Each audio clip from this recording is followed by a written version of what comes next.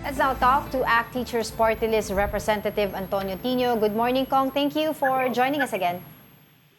Ay, magandang umaga po sa inyo at sa ating mga tagapakinig. Okay, so can you reiterate with us why do you believe the proposal allowing online voting or virtual participation in the impeachment proceedings should be opposed? Well, ang pinaka-basic dito ay dapat present ang mga mambabatas sa session at lumalahok in person, no? Whether sa deliberations and especially sa voting. No, yun ang pinaka-basic na tungkulin ng sino mang legislator. Kaya hindi pwedeng sabihin na online na lang yan. Kaya nga sumisweldo ng malaki ang ating mga legislators, more than 300,000 a month ang sweldo po. Ewan ko, itanong natin sa ating mga kababayan kung payag sila na hindi napapasok sa batasan or sa Senado, sa Senate building, physically, online na lang sila sa Zoom. Zoom na lang sila lalahok. Work from home or work from wherever. Tanong natin, payag ba kayo doon? Siyempre hindi, di ba? Yan ang gusto mangyari ng mga senador, at least yung nasa mayorya. Kaya tinututulan natin. Kong, I'd like to ask your thoughts on the matter, no? Kasi may kumakalat na papeles sa panahon ni Senator Laila de Lima nung na-detain siya, and which was, I think, signed by Senator Ping Lacson as well, parang urging na payagan si Senator Laila de Lima pagka-detain na mag-attend ng mga sessions tsaka mga committee hearings, no? And all of a sudden now, they are opposed to allowing a senator daw a virtual meeting or participating the same, no? Ang tanong dito, iba po ba ang appreciation ng isang mambabatas wag impeachment versus a regular plenary or committee hearing? Well, yung pinag-usapan sa Senado, yung rules nila for their sessions, plenary session in the Senate, no? Siyempre, iba pa yung impeachment court. No? It's a separate body, no? Even though mga senators din ang bumubuo nito. So, the Senate Impeachment Court will have to decide on its own rules. Okay. No? So magkaiba yun. Pero tingin natin, of course, kung mailusot ng mayorya ang panukala nila to allow for online voting in their plenary, then mas madali na ma-argue nila na pwede ring sundin ito ng impeachment court. No? So magkakaugnay yun. Kaya, again, in both cases, ang basic position natin ay hindi pwede yun. Yes. No, kailangan present. Yan ang basic na tungkulin. Kaya kasi nasweldohan ng taong bayan. Yes. Kaya kahinalal at kaya kasi nasweldohan ng taong bayan ay para umattend, para mag-participate sa deliberasyon at para bumoto batay dito. Kung clarify ko lang na before I turn you over to Angel, no? This is purely an internal matter ba? I mean, if let's say hindi nagkasundo talaga ang majority and minority on this issue, do you think the Supreme Court will play a hand or decide on the matter? This relates to the rules of the Senate. So internal So, talaga. internal yan. Ang magpapasya talaga dyan ay mga senador because it's the rules of their own chamber, and the Senate is part of Congress, which is a co-equal branch Right. of government. So they decide their own rules. Yeah. I-share ko lang sa publiko na yung House, ang current rules ay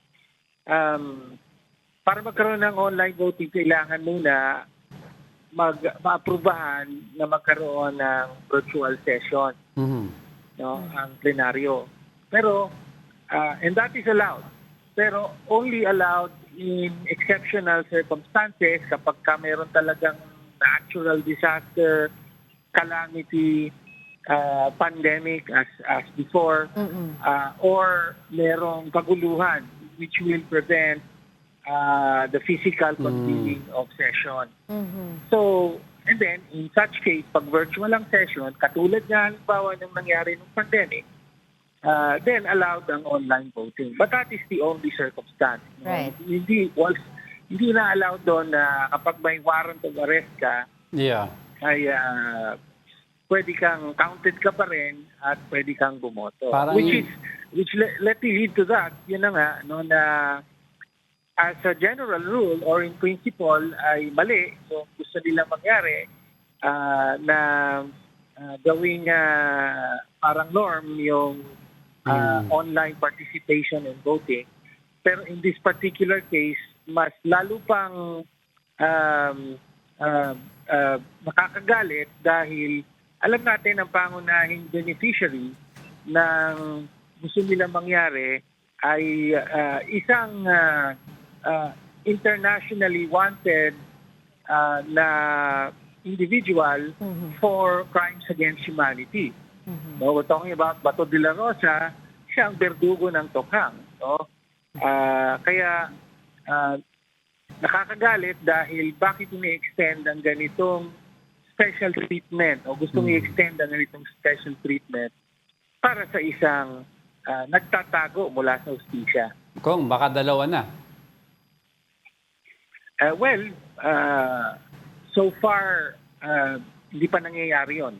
No? So, but if ever may iba pang makasuhan, ang naririnig natin, may kakasuhan daw for plunder, edi ganun din. Same applies. Same no? up. Why is the majority so eager to extend special treatment to their members who are facing very serious charges? So in And in the essence, case of Senator Bato nga, Right. ay fugitive. Parang ganon. And in essence, Kong, you believe na kaya may mga maneuvering or changing of the rules, or suggestion to change the rules in the Senate is because are they trying to protect VP Sara Duterte in the upcoming impeachment trial? Well, first of all, they're trying to protect themselves or one of their own.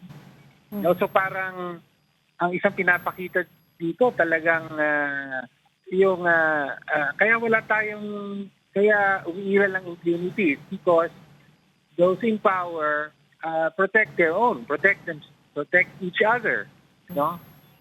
Nagsimula yan doon sa Blue Ribbon Committee report na ayaw pirmahan ng marami sa kanila, most of them in the majority, kasi nga meron silang kapwa na sangkot. So parang pinapakita sa Senado, accountability is negotiable, no? Depende kung sino ka. So yun yung una. They're trying to protect one of their own from accountability or shield one of their own from accountability. They're trying to protect their majority, no? Kasi pagka for example na aresto yung isa o dalawa sa kanila, ma-affect na yung numbers at maaaring magbago na naman yung majority dyan, no? At saka yung leadership in the Senate. And third, yes, of course, factor yung impeachment ng Vice Presidente dahil marami sa nasa kasalukuyang mayorya ngayon na nagtutulak ng pagbabago ng rule na ito ay self-declared ng mga pro-Duterte at marami sa kanila nagsabi na rin na tingin nila pamumulitika lang or fishing expedition lang ang impeachment, ang articles of impeachment laban sa Vice President. Okay. No? So in other words, meron na silang judgment even though You haven't seen the dapat evidence. impartial na judges sila o na kailangan muna, sabi mo nga, tignan nyo muna yung ebidensya. Pero kung kanina nga binabanggit nyo lang yung mga kumbaga dapat na mga reasons no kung bakit inaalaw ang online participation and online voting. Pero kagabi po may post si Senator Robin Padilla saying na ang war, gera, digmaan sa gitnang silangan na nagresulta ng terorismo sa iba't ibang parte ng mundo, ang napipintong pagkadawit ng Pilipinas sa China-Taiwan conflict, hindi ba po ba ito force majeure? Your comment on that? Oo. Talagang grasping at straws or stretching credulity to say na yung gera sa yung US war against Iran or yung as of this moment hypothetical possibility of a war in the Taiwan Strait ay makakapigil or magiging ay valid reason para hindi pumasok physically ang mga senador, no? Yung mga ordinaryong kawani ng gobyerno, bakit sila kaya nilang pumasok? Yeah. Wala nga silang mga driver at mga mamahaling SUV para dalhin sila sa to and from work. They manage the 1.8 million government employees are managing just fine, di ba?